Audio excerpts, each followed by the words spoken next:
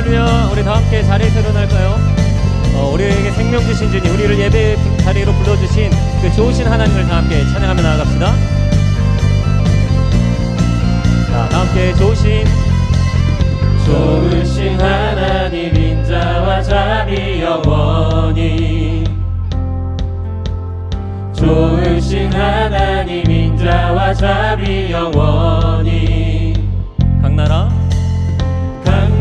족속과 백성 방언, 세상 모든 세대 영원토록 주 경배해. 할렐루야 할렐루야 주 경배해. 주 하나님. 자, 함께 You are good. 아멘.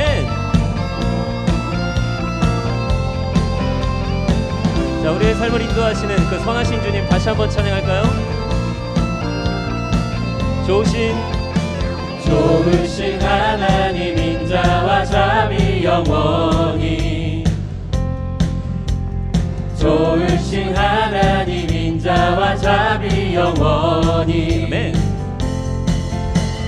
각 나라 족속과 백성 방언, 세상 모든 세대 영원토록 주 경배해. 할렐루야 할렐루야 주 경배해. 주 하나님. 주 경배해. 주 경배해. 할렐루야 할렐루야 주 경배해. 주 하나님. You are good.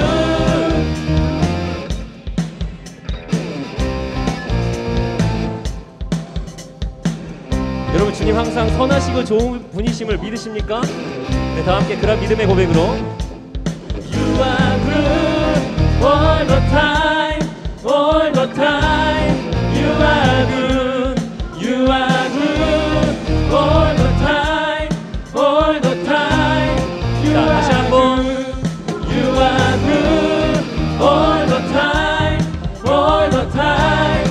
You are good, you are good all the time. 자, 좋으신 하나님 다시 한번 선포합시다. You are good, you are good all the time, all the time. You are good, you are good all the time, all the time. 자, 이번에 우리 목소리로 고백할까요? You are good all the time.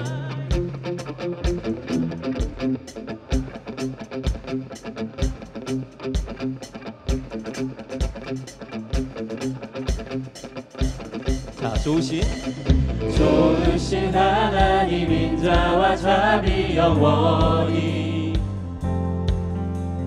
좋으신 하나님, 인자와 자비 영원히. 자, 다시 한번 좋으신 하나님. 좋으신 하나님, 인자와 자비 영원히. 좋으신 하나님, 인자와 자비 영원히. 자, 각 나라 족속과 백성 방언, 세상 모든 세대 영원토록 주 경배해. 할렐루야 할렐루야 주 경배해. 주 하나님. 주 경배해. 주 경배해. 할렐루야 할렐루야 주 경배해. 주 하나님. 다시 한번 선포합시다. 주 경배해. 주 경배해. 할렐루야 할렐루야 주 경배해. 주 하나님. 자, 주 하나님.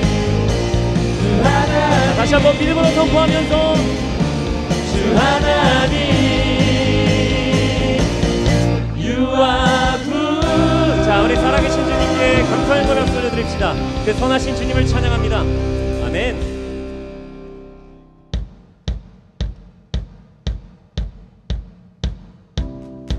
자, 요 음악에 맞춰서 한번 이렇게 박수 해볼까요? 어렵죠? 네, 잘하고 계십니다. 자, 이 리듬에 맞춰서 우리 주님 찬양할 거예요.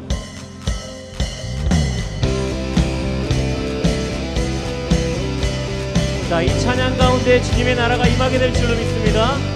우리의 예배가 회복될 줄로 믿습니다. 우리 그 주님을 바라보며 나아갑시다. 주가 통치하시고 주가 통치하시고 다스리시는 나라, 주를 향한 찬양이 멈추지 않는, 고통과 아픔이 없는 하나님 나라. 먼저 그의 나라와 그의 의를 구할 때 모든 것 더하리라 말씀하신 주, 세상 염려 내려놓고 주께 경배해. 만왕의 왕 대신 예수여 내 안에 임하소서. 주의 나라 내게 임할 때 나 외쳐 선포해. 하나님의 나라 내 안에 이루소서. 주가 다스리시는 그 나라, 주의 나라 임할 때 모든 두려움 사라져. 내 안에 주의 나라 세우시네.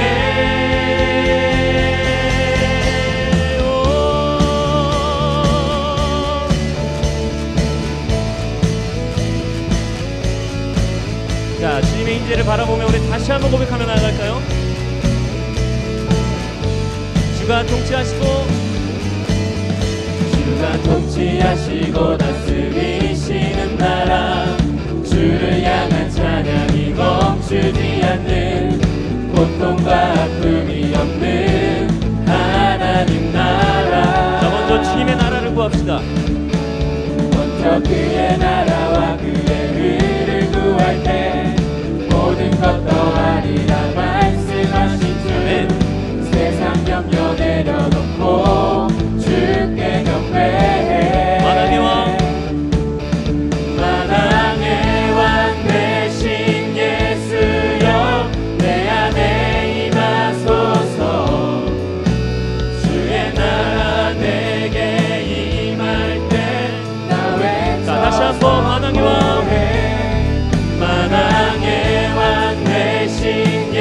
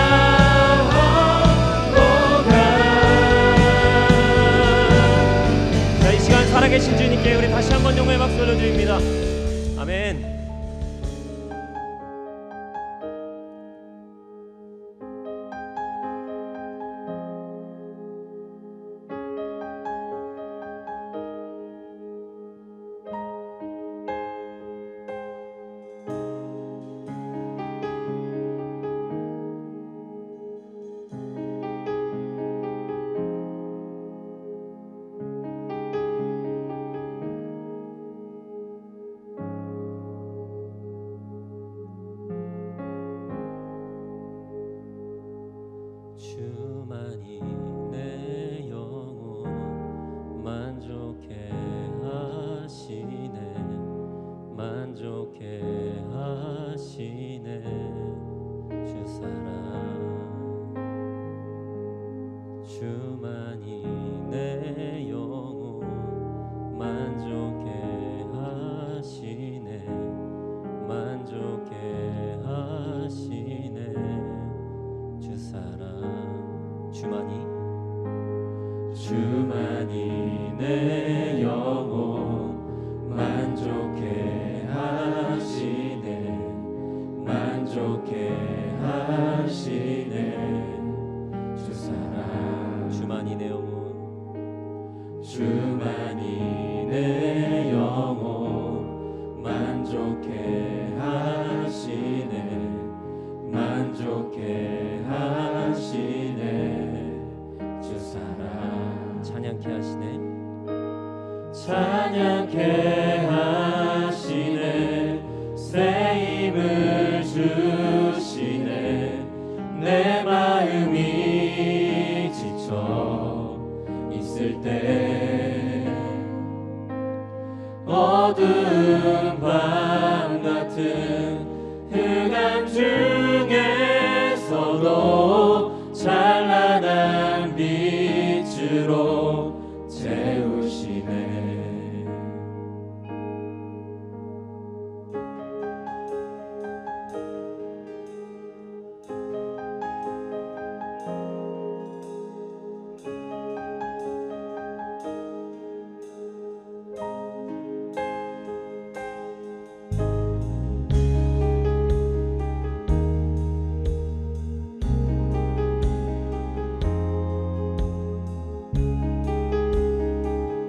만족해 하시는 주님을 찬양합시다.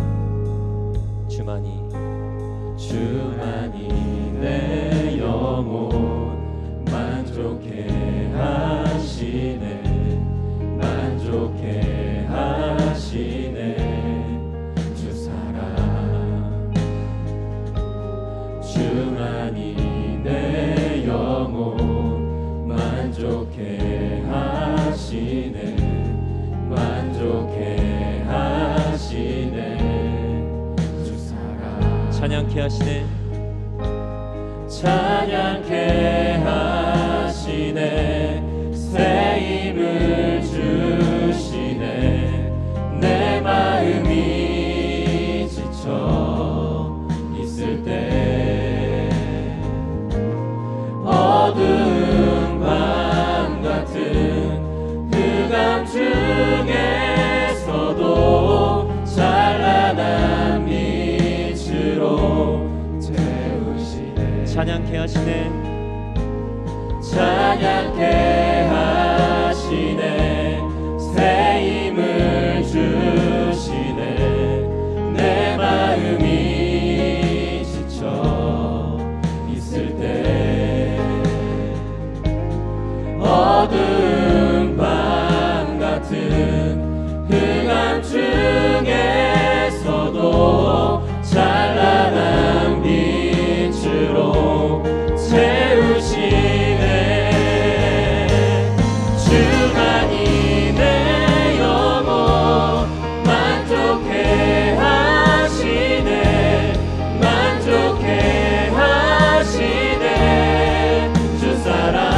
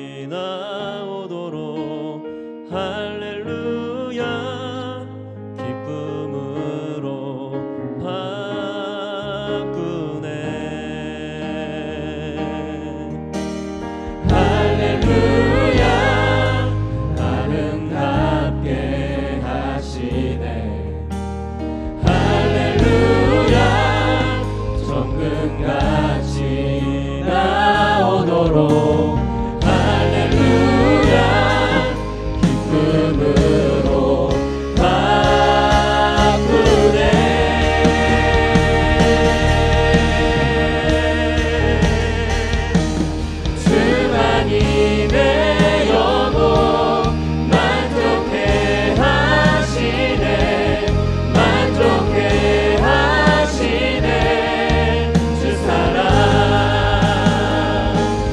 주만이 내 영혼 만족해 하시네 만족해 하시네 우리의 갈급함을 채워주시는 그 살아계신 주님을 찬양합시다. 주만이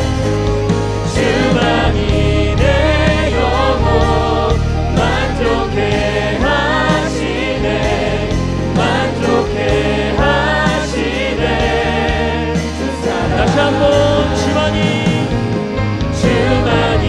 내 영혼 만족해 하시네 만족해 하시네 주 사랑 아름다우신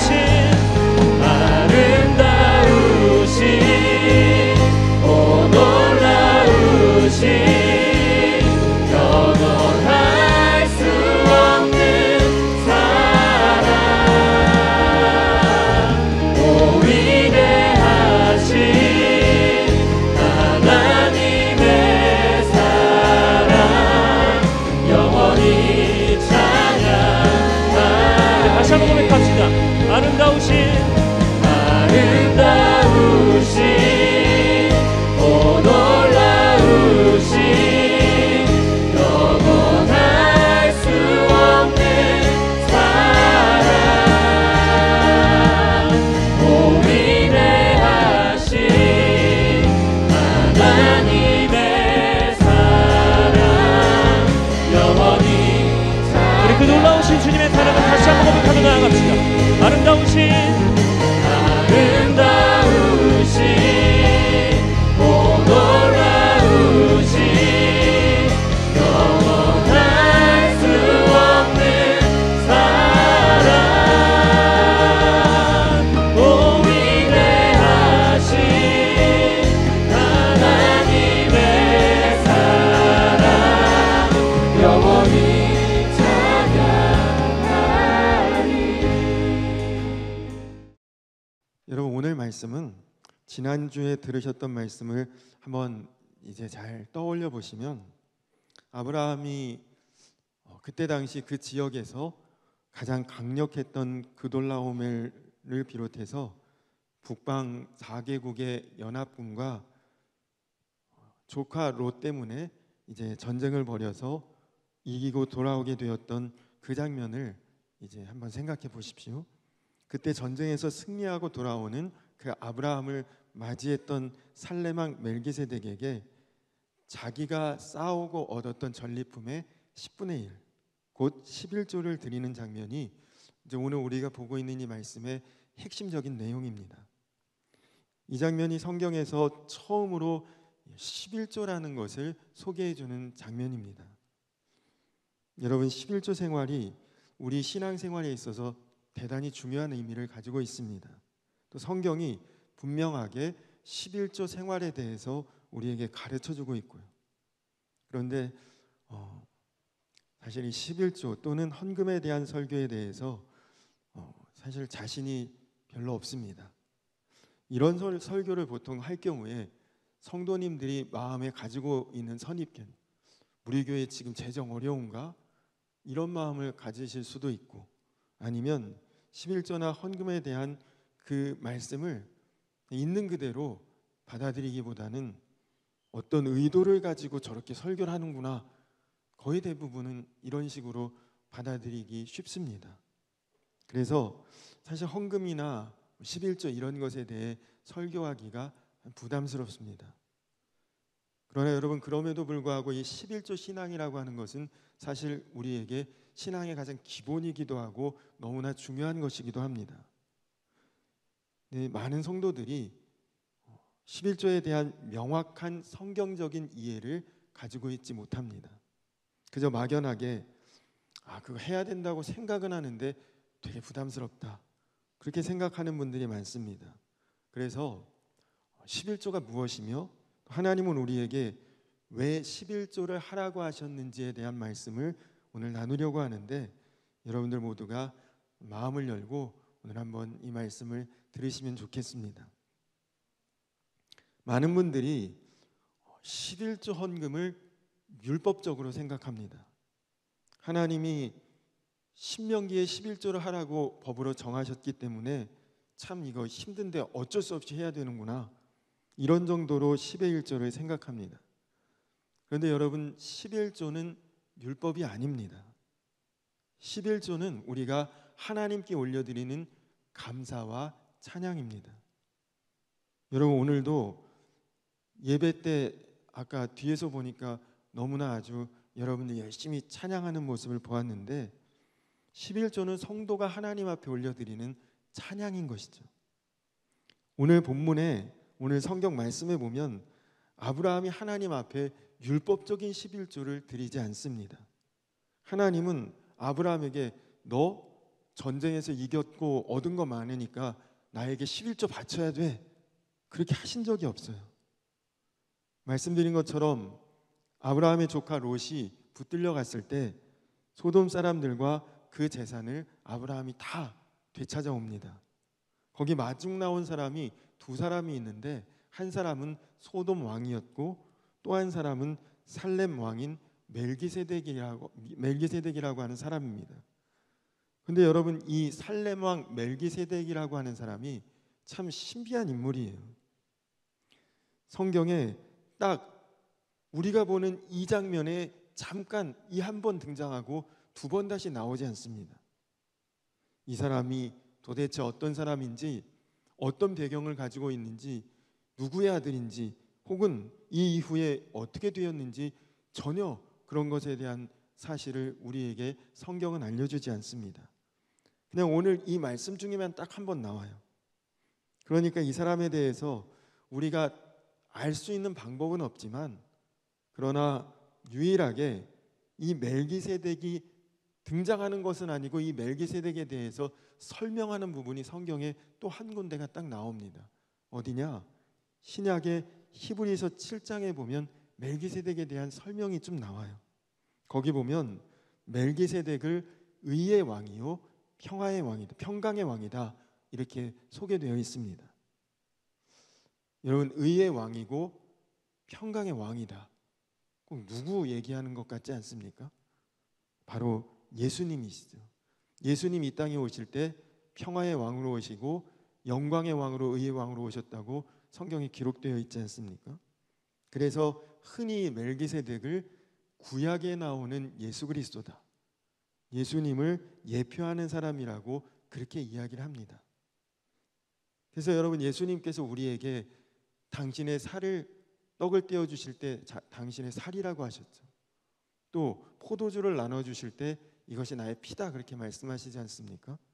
근데 오늘 말씀 18절에 보니까 이 멜기세덱 왕도 떡과 포도주를 가지고 아브라함과 그 군사들에게 그것으로 먹이고 기력을 회복시키고 그리고 아브라함을 축복합니다.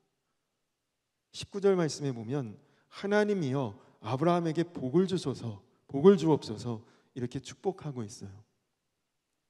그 축복을 받고 아브라함이 멜기세덱 왕에게 자기가 전쟁 중에서 승리하고 얻은 그 전리품의 10분의 1, 그것을 멜기세덱에게 바쳤다. 이것이 이제 오늘 말씀의 전체적인 내용입니다. 여러분, 그런데 오늘 말씀을 한번 유심히 보십시오. 가만히 오늘 말씀을 읽어보면 아브라함이 어느 순간에 10분의 1을 멜기세덱에게 바쳤느냐? 멜기세덱이 아브라함을 축복한 다음에, 그리고 말씀하기를 20절에 보니까 너희 대적을 내 손에 붙이신 지극히 높으신 하나님을 찬송할지로다. 이거 멜기세덱이 아브라함에게 권면하는 말이죠. 쉽게 말하면, 야, 이번 전쟁은 하나님께서 너로 이기게 하셨고 그 적들을 내 손에 붙여주신 거야. 그래서 내가 전쟁에서도 이기고 이 많은 사람들을 안전하게, 그리고 이 많은 재물들을 되찾아오게 된 거야. 그러니까 너 그렇게 해주신 하나님께 네가 찬송 올려드리고 영광 돌려야 되지 않겠어? 지금 멜기세덱이 아브라함에게 그렇게 말하고 있는 거죠. 그때 이제 아브라함이 그렇구나 깨달아진 거예요. 처음에는 자기가 군사훈련 잘 시킨 그 318명 그 사람들 데리고 가서 싸움 잘해서 이긴 줄로 생각했지만 멜기세덱을 통해 듣고 보니까 그건 뭐 도저히 사람의 힘으로 능력으로 싸워서 될 일이 아니었는데 또 하나님께서 이기게 해주신 거 그거 찬송해야 돼. 그거 하나님께 영광 돌려야 돼. 네가 받을 영광 아니야. 멜기세덱을 통해서 이 아브라함이 깨닫게 된 거거든요. 그래서 아브라함이 너무 감사하니까 몰랐던 것 알게 해주셨으니까 그 멜기세덱에게 10분의 1을 떼어서 드렸다. 이것이 오늘 말씀이 우리에게 전하는 내용입니다. 그러니까 여러분 이 10의 1조는 사실은 재물을 드렸다기보다 재물 이전에 먼저 하나님을 찬송한 것이 먼저 된 사실이죠. 하나님께 감사 찬송을 드린 것이 사실은 11조입니다. 그냥 뒤에 10분의 1 뗀 것은 그 후의 일이죠. 사실은 하나님께 감사합니다. 하나님 영광 돌립니다. 찬송을 드린 것이 먼저입니다. 멜기세덱이 하나님께 찬송할지로다 했더니 아브라함이 네 알겠습니다 하고는 그 전리품의 10분의 1을 떼어놓고 하나님 앞에 찬송으로 영광을 돌린 것입니다. 그러니까 성경에 처음 나오는 11조는 사실은 찬양인 거죠. 찬양. 하나님께 올려드리는 감사 찬양이었습니다. 여러분 우리가 입술을 통해서 하나님께 찬양을 드릴 수도 있지만 11조를 통해서도 하나님을 높여드릴 수 있고 하나님께 영광 돌릴 수 있고 하나님을 찬양할 수 있다는 것을 이 말씀이 보여주고 있는 것입니다. 그러니까 여러분 우리가 하나님 앞에 10의 1조를 드린다. 그 말은 무슨 뜻이냐 하면 아브라함이 이길 수 없는 전쟁에서 기적같이 승리하고 그 모든 것을 되찾아왔던 것처럼 여러분 지금 우리가 이렇게 오늘 살아있고 또 호흡할 수 있고 그리고 이렇게 생활할 수 있고 사실 이거 보장된 것 아니죠. 여러분 당연하다고 생각하지만 오늘 아침에 눈 뜨고 호흡하고 일어나고 건강하게 생활하고 여기 와서 예배의 자리에 앉아있는 이거 사실 당연한 것입니까? 중간에 무슨 일이 어떻게 일어나고 여러분들의 생활이 삶이 어떤 식으로 뒤죽박죽 될지 그건 아무도 모르는 일이죠. 하나님이 여러분에게 베풀어 주신 섭리이고 은혜이고 하나님 인도하심 아니면 우리가 이렇게 이 자리에서 만날 수 있느냐 말이죠. 아브라함이 전쟁에서 이길 수 없는 전쟁을 이길 수 있도록 하나님이 기적같이 승리하게 하시고 모든 것 되찾아오게 해주신 그것처럼 지금 우리가 이렇게 살아있고 호흡하고 생활하는 이 모든 것도 우리 힘으로 되는 게 아니라 하나님이 하신 것이다. 하나님 내가 그것을 다 믿습니다. 하나님 제게 월급으로 주시든 어떤 식으로 수입을 주시든지 그것은 하나님께서 나에게 주신 것임을 내가 믿습니다. 그리고 하나님께서 저로 먹고 입고 살게 하신 것 감사합니다. 이 모든 일에 행하신 하나님께 감사 찬양을 드립니다. 이런 표현이 바로 11조라는 것이죠. 여러분 그래서 하나님은 다른 그 어떤 것보다도 11조를 기뻐하십니다. 우리가 하나님 앞에 11조를 드리면 하나님 대단히 기뻐하십니다. 왜요? 우리가 바친 그 물질이 좋고 기쁜 것이 아니에요. 하나님이 우리에게 이 모든 것 다 하나님이 허락하신 것이고 하나님이 주셨다는 것을 네가 믿고 있구나. 너 나를 인정하고 있구나. 그래서 네가 나를 높이고 있구나. 진심으로 감사하고 찬양하는 마음이 너에게 있구나. 이것을 보시고 하나님이 기뻐하시는 것이지 여러분이 드리는 11조 물질을 좋아하시는 게 아니라는 거예요.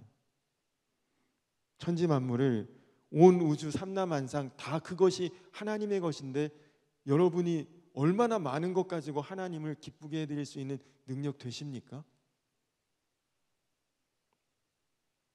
하나님께서 우리에게 11조를 할 마음을 주시고 그리고 11조를 기뻐하시는 것은 근본적으로 우리에게 복을 더 주시려고 하시는 하나님의 섭리입니다. 여러분 그 사실을 잘 아셔야 돼요. 하나님께서 우리가 이 세상을 살아가는 동안에 우리에게 다 재물이 필요하다는 것 아십니다. 그래서 우리에게 하나님이 돈도 주시고 재물도 허락하십니다. 그러니까 하나님께서 우리에게 필요한 것을 여러 가지 방법으로 우리에게 채워주시고 다 우리에게 이루어 주시는데, 그러면서 하나님이 한 가지를 요구하십니다. 그것은 11조를 하라는 거예요. 내가 너에게 10가지 20가지 다 줄 텐데 그 중에 하나는 다시 나에게 바치라. 이게 11조의 개념이죠. 아니, 하나님께서 우리에게 필요한 것을 주셨으면 그냥 잘 쓰라고 하시지 왜 열에 하나는 도로 바치라고 하는 거야?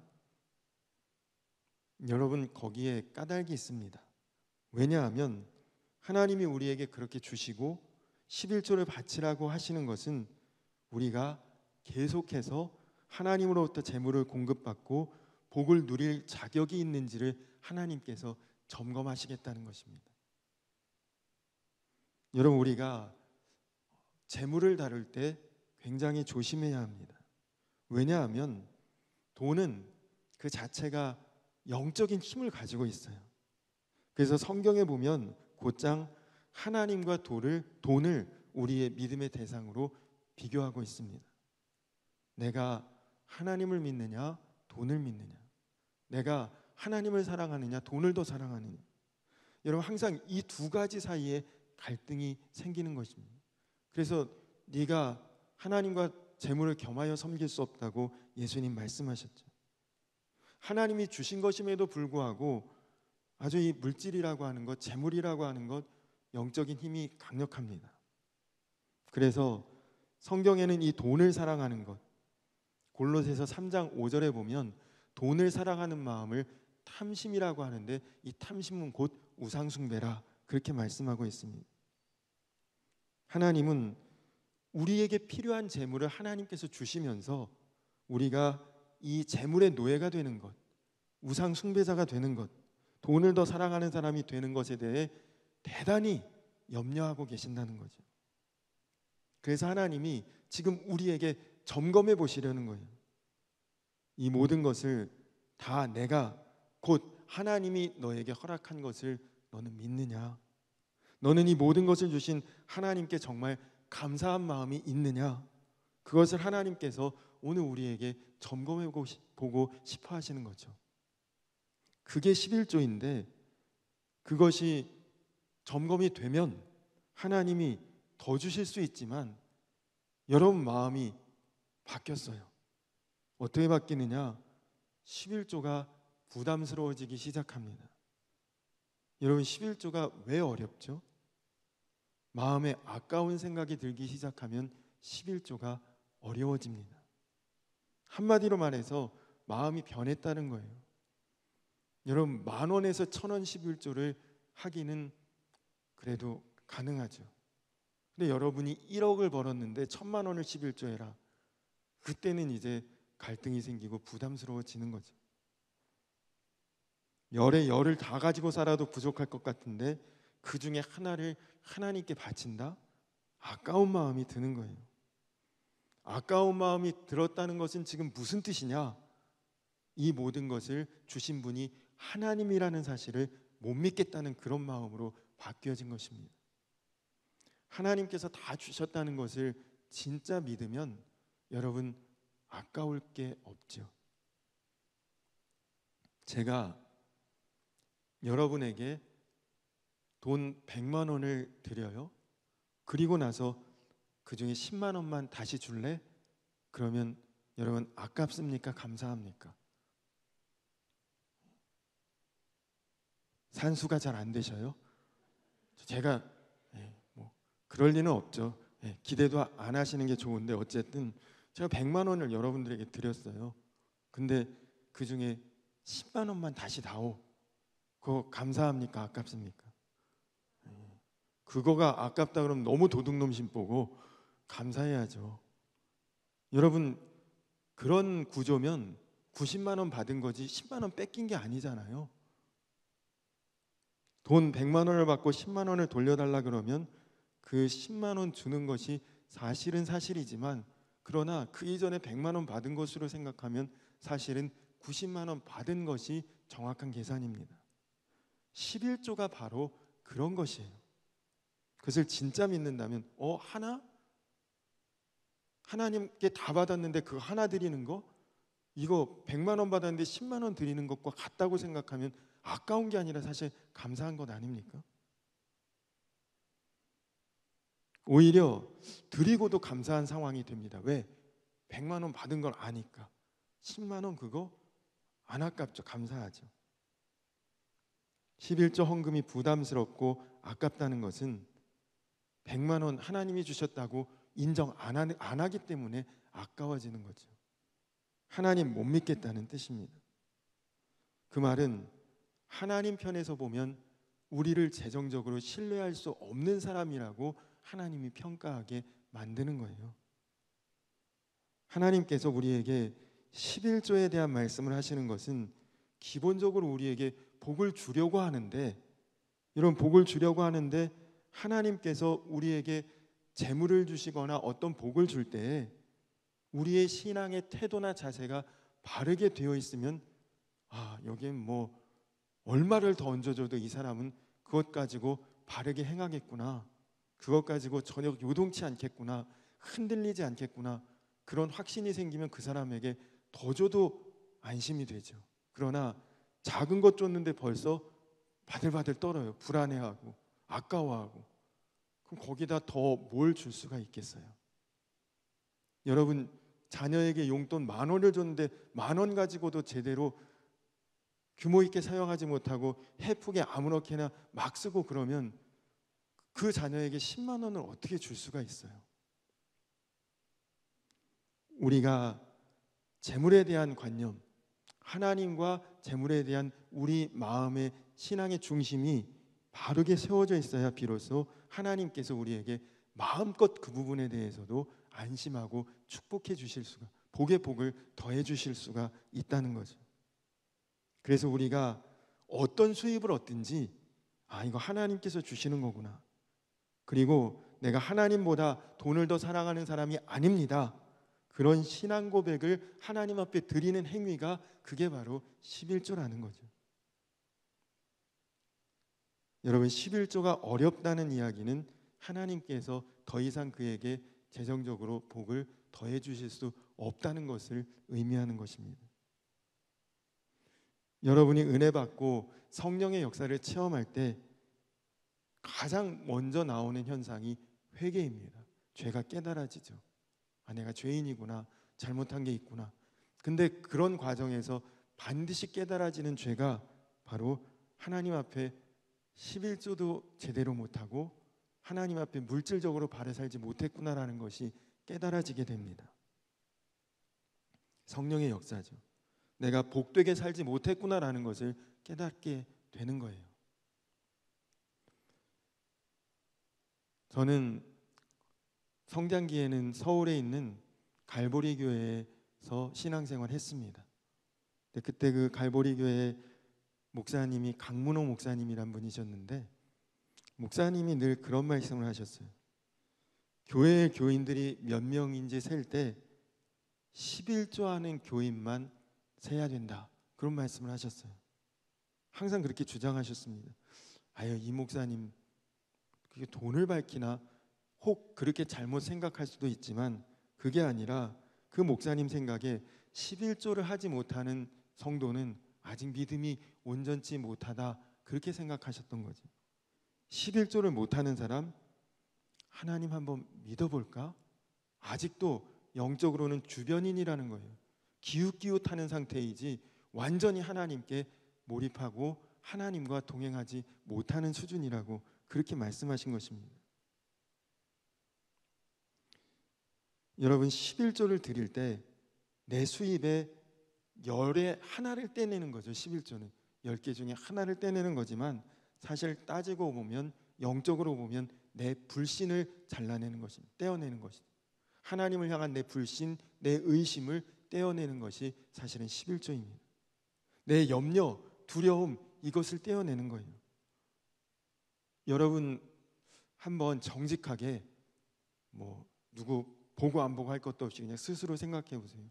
여러분이 가지고 있는 물질 가지고, 여러분 가지고 있는 돈으로 죄 짓고 살았던 일 많지 않습니까? 지금 다른 교회를 섬기고 있는 한 청년 지체가 있어요. 예전에 우리 교회에서 신앙생활 했었는데 저에게 이런 고백을 했습니다. 목사님, 저는 요즘에 너무너무 어려운 것을 감사하고 삽니다. 그래서 왜 그러냐고 하니까 죄 지을 돈이 없다는 거예요. 돈이 없어서 죄 못 짓는다는 거예요. 자기가 자기 자신을 너무 잘 아니까. 자기는 돈이 조금만 생기면 또 죄 지을 자라는 거예요. 여기서 여러분들에게 그 죄가 어떤 것인지 밝히기도 좀 뭐해요. 근데 하여간 돈이 생기면 뭐 그렇게 쓰고 그랬어요. 그런데 하나님이 은혜를 주셔서 죄 지을 돈 하나도 없게 만들어 주셔서 오히려 감사하다, 그런 고백을 했습니다. 여러분에게 하나님이 정하신 그 11조를 하지 못하고 있는 그 물질이 하나님께는 드리지 못하는데 죄 짓는 데 사용되고 있지는 않습니까? 돈 있으면 내가 또 죄 짓게 되는 이런 정도 수준이라면 여러분 11조를 떼어낼 때 죄 짓는 내 육신의 정욕을 잘라낸다는 그런 마음을 가지고 한번 여러분 11조를 하나님 앞에 구별해 보시기 바랍니다. 11조가 무엇인지 내가 정확하게 알고 나면 그러면 11조에 감사의 마음이 생기게 됩니다. 하나님이 다 주신 거예요. 그리고 내가 재정에 대해서만큼은 내가 하나님을 신뢰하고 돈보다도 하나님을 사랑합니다. 그런 고백을 여러분 그냥 말로만 하는 것이 아니라 실제 11조로 하나님 앞에 행해 보라는 것입니다. 생명의 삶 큐티 책자에 삶으로 고백하는 큐티라는 면이 있어요. 거기 어느 성도가 11조를 시작하면서 놀라게 된 5가지 사실을 고백하고 있는데, 첫째는 11조를 바침으로 자기 믿음이 놀랍게 굳건해진 것에 대해 놀랐다고 합니다. 두 번째는 11조를 내고 나머지 돈으로도 신기하게 잘 살 수 있는 것을 보고 놀랐다고 합니다. 세 번째는 자기가 점점 11조를 많이 할 수 있다는 사실에 놀랐다고 합니다. 그만큼 재정적인 복을 하나님께서 더해가게 해주신 거죠. 네 번째는 11조 이상도 낼 수 있는 그런 담력이 생긴 것에 놀랐다고 합니다. 다섯 번째는 11조를 내므로 재정 운영에 대한 그가 하고 있는 사업 그리고 그의 가정적인 부분에 대해서 재정 운영에 대한 지혜가 생기는 것에 놀랐다고 합니다. 실제로 11조는 하나님의 살아계심에 대해서 생생하게 경험할 수 있는 아주 중요한 영적인 도전입니다. 예수님께서도 11조 하라고 하셨습니다. 누가복음 11장 42절에 화 있을진저 너희 바리새인이여 너희가 박하와 운향과 모든 채소의 11조는 드리되 공의와 하나님께 대한 사랑은 버리는도다. 그러나 이것도 행하고 저것도 버리지 말아야 할지니라. 예수님께서 하신 말씀입니다. 바리새인들에게 예수님이 지금 하신 말씀은 물질적으로도 정확한 11조를 해야 되고 영적으로는 하나님의 공의와 하나님을 향한 사랑도 놓치지 말아야 된다. 이렇게 지금 말씀하신 거죠. 바리새인들은 너무나 철저히 11조 생활했던 사람들입니다. 그 바리새인들을 예수님께서 책망하시는데 그 책망하시면서 바리새인들이 11조 잘하는 그거 우리도 그렇게 해야 된다고 말씀하시는 거예요. 그러나 바리새인들의 문제가 무엇이었습니까? 겉으로 하는 11조 생활은 너무 철저했어요. 하다못해 추수한 곡식의 나달까지 세어서 그 곡식의 나달 개수의 11조도 틀림없이 하기 위해서 그렇게 아주 정확하게 드렸다고 했으니까 대단한 11조 신앙이죠. 근데 여러분 예수님이 보기에는 그렇지 못했다는 것입니다. 예수님께서 바리새인들을 책망하시면서 말씀하시기를 진짜 11조가 뭐냐? 진짜 11조는 하나님을 향하여 공의를 행하고 하나님께 대한 사랑을 가지고 있는 그것이 진짜 11조다. 그렇게 말씀하신 것입니다. 여러분, 진정한 11조 정신은 내가 가지고 있는 열 중에 하나를 하나님 앞에 계산해서 드리는 행위, 그게 진짜 11조가 아니라고 하신 거예요. 여러분, 하나님께서 오늘 혹 여러분이 지금 여기 아까 봉헌을 했는데 11조를 내신 분도 있겠죠. 근데 하나님이 여러분 11조를 받으실 때 너는 수입이 얼만데 거기서 정확하게 11조가 됐나 계산기를 가지고 두드려 보면서 이거 미달이네 아니면 넘쳐났네 정확하네 그렇게 보시는 하나님이 아닙니다. 하나님은 11조를 받으실 때 아까 아브라함이 멜기세덱 앞에서 했던 그거 있죠. 하나님께 영광 돌리는가, 하나님 사랑하고 있는가, 하나님께 감사가 있는가, 하나님께 찬송을 돌리는가, 하나님을 향한 그 마음이 있는가를 그 11조를 통해 보시려는 거지 11조 정확해? 틀렸어? 이거 보는 게 아니라는 거예요. 여러분 한번 주변에 신앙생활 같이 하는 분들 한번 이렇게 생각해 보세요. 그분 철저해, 꼼꼼해, 틀림없어, 11조 아주 정확해. 그런데 사랑, 하나님을 향한 사랑, 주변 사람들을 향한 따뜻함 전혀 없는 사람 있지 않습니까? 11조는 분명히 꼬박꼬박 드리세요. 그런데 그렇게 11조 철저하게 하는데 얼굴에 기쁜 표정 없어요.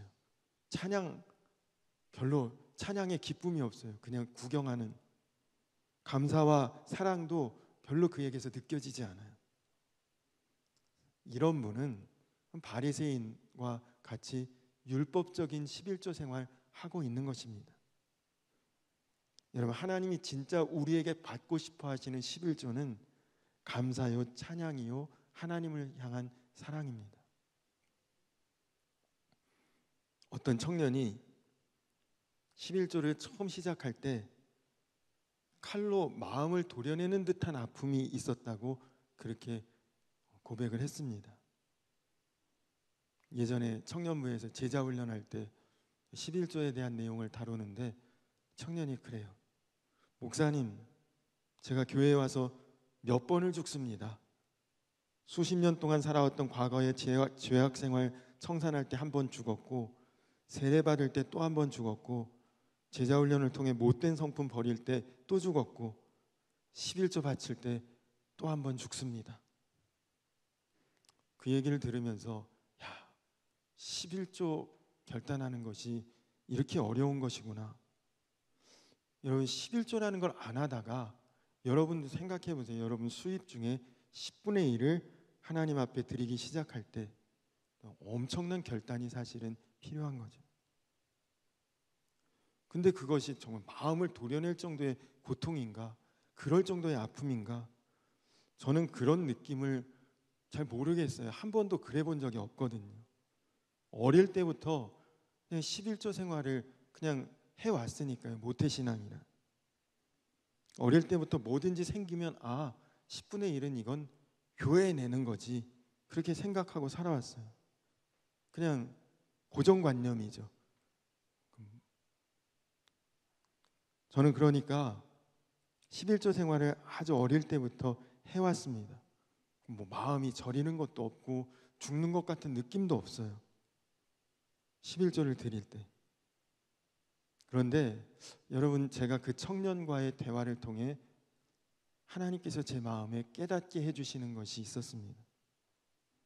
그것은 제가 드리는 그 11조 생활이 11조 신앙은 아니다.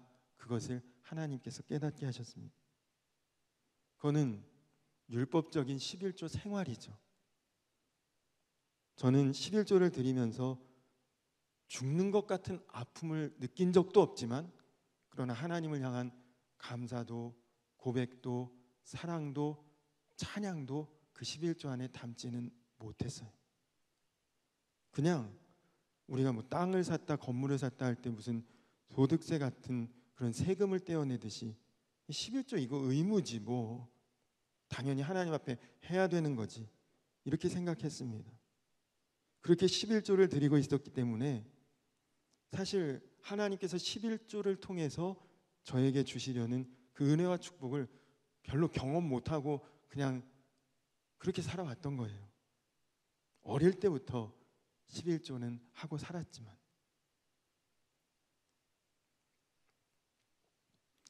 제가 2001년도에 목회를 처음 시작을 했습니다. 근데 그때 교회를 개척할 때 물질을 의지하는 마음이 상당히 컸었습니다. 교회를 개척하면서 저는 제 마음에 저도 모르는 사이에 당시에 공무원이었던, 그래서 고정적으로 수입이 있었던 저희 아내를 의지하는 마음이 굉장히 컸습니다. 그래도 아내가 버니까 목회할 때 밥은 굶지 않겠구나, 든든한 배경이 되겠구나, 아내 도움 받으면 목회 할 수 있겠구나, 이런 생각을 제가 마음속에 갖고 있었어요. 그런데 이제 교회를 개척하고 목회를 막 시작할 무렵이 되었는데 저희 아내가 저에게 당연하다는 듯이 이렇게 말합니다. 여보, 이제 우리가 교회를 개척하고 목회를 시작하는데 나도 이제 직장 그만두고 함께 목회하는데 전적으로 매달려야겠지? 그렇게 저에게 딱 묻는데 당연히 그래야지 하고 당당하게 대답을 못 하겠는 거 있죠. 마음에 그냥 전도사 체면에 그래야지 이렇게는 차마 말 못하고 그렇게 하는 게 맞겠지? 떨떠름하게 동의 아닌 동의를 하는 수준이었어요. 근데 여러분, 겉으로야 그렇게 했지만 제가 속으로는 아니 이 여자 지금 제정신인가? 그 안정적이고 좋은 공무원을 왜 그만두며 그만두고 나면 뭐 먹고 살려고 대책 없이 저러나, 마음에 딱 그 생각부터 드는 거예요. 근데 얼마나 마음이 답답한, 저희 아내가 되게 철이 없다고 생각했거든요. 저는 이제 그만두고 열심히 목회하려고 그 마음은 너무너무 기뻐하고 있는 그 모습이 철없게 여겨지고 마음이 속상해서 기도원에 올라가서 금식 기도를 했습니다. 하나님, 어떻게 하는 것이 정말 지혜로운 방법입니까? 하나님, 어떻게 하는 것이 하나님 뜻에 맞는 방법인지 알려달라고 기도를 하는데 하나님이 저에게 주신 응답은 이것이었습니다. 너 정말 주의 종이 되고 싶으냐? 그런데 네가 나의 종이 맞냐? 나는 너의 주인이 맞냐? 내가 내 주인이라는 것에 너는 어떻게도 그렇게 자신이 없냐? 그런 응답을 하나님께서 저에게 주시는 거예요. 하나님 내 주님이신데 너무 내 마음이 불안한 거예요. 여러분 부모님을 보고 여러분 마음이 불안하면 어떻게 그 밑에서 성장하고 자랄 수 있겠어요?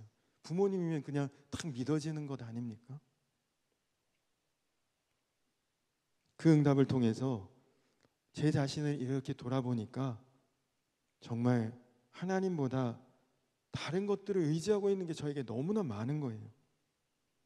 예수님의 종은 예수님만 의지할 수 있는 사람이 예수님의 종이죠.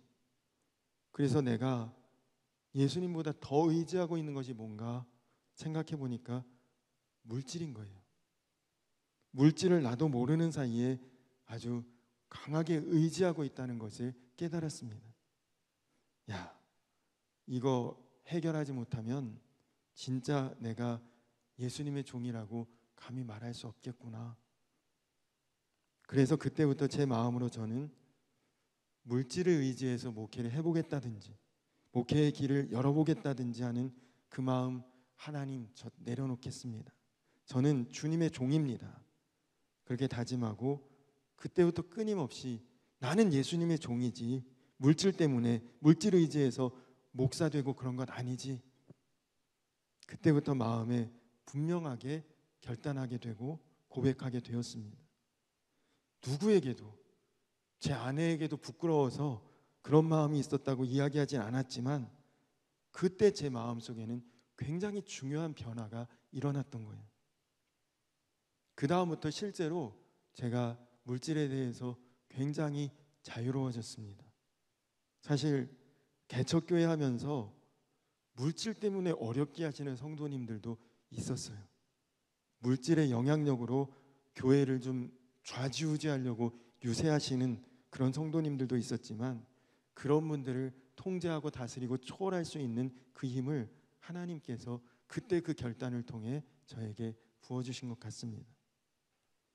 지금 생각해 보면 그때 어려운 결단을 해준 아내가 너무 고맙고, 저 역시도 두 사람이 함께 목회에만 전념할 수 있도록 결단한 것이 너무 잘한 일이라는 생각이 듭니다. 여러분, 그때는 이렇게 하면 우리 굶지 않을까, 맨날 그 생각밖에 안 되는 거예요. 근데 실제로 저희 아내가 직장을 내려놓은 후에 단 한 끼도 굶어본 적은 없습니다. 제가 스스로 뭔가 결단하고 금식을 한 적은 있어도 정말 먹을 게 없어 굶은 적은 없었습니다. 제가 물질을 의지하는 마음을 내려놓았던 순간이 그때가 제 목회 인생에 있어서 가장 큰 축복의 시작이었다는 것을 지금은 고백할 수 있습니다. 여러분, 제가 붙잡을 끈을 제대로 붙잡기 시작할 때부터 주님께서 그렇게 하셨던 거죠. 제 마음에 아마 물질 붙잡는 끈, 그 끈을 오래 지속하고 있었다면 아마 저는 주님으로부터 쓰임받는 일에 있어서 상당히 어려움을 겪지 않을까 싶습니다. 겪지 않았을까 싶습니다. 그때 그 사건 이후에 달라진 것이 있다면 11조 드리는 마음이 바뀌었어요. 전에는 이건 당연히 드리는 거지, 믿음이 좋아서가 아니라 그냥 습관이죠. 당연히 드리는 거지.